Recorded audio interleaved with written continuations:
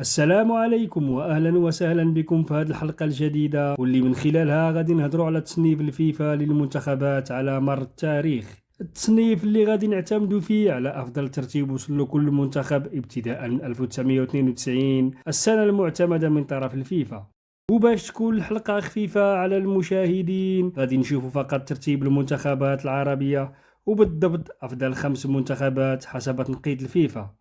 ونبداو بخامس افضل منتخب عربي المنتخب السعودي واللي وصل لمرتبة 21 عالميا سنة 1994 وكان اقل تصنيف عنده هو 126. المنتخب السعودي يحتل حاليا المركز 61 عالميا. رابع افضل منتخب عربي هو المنتخب الجزائري اللي احتل مركز 15 عالميا سنة 2014 وكان اقل ترتيب بالنسبة له هو 103. الجزائر اللي كتحتل حاليا المرتبة 28 عالميا. المركز الثالث من نصيب تونس واللي وصل للرتبة 14 عالميا في 1998 و65 كأقل ترتيب. المنتخب التونسي كيحتل حاليا الرتبة 47.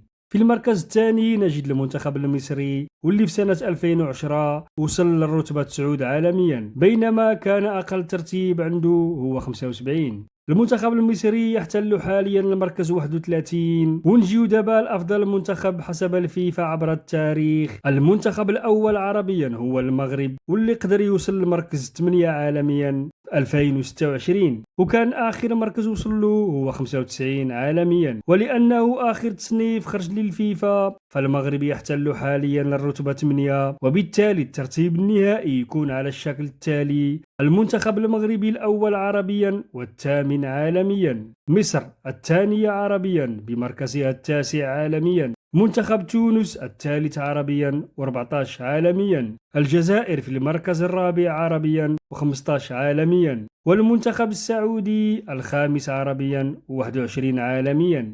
فمزيد من التوفيق للمنتخبات العربية في الاستحقاقات القادمة إن شاء الله.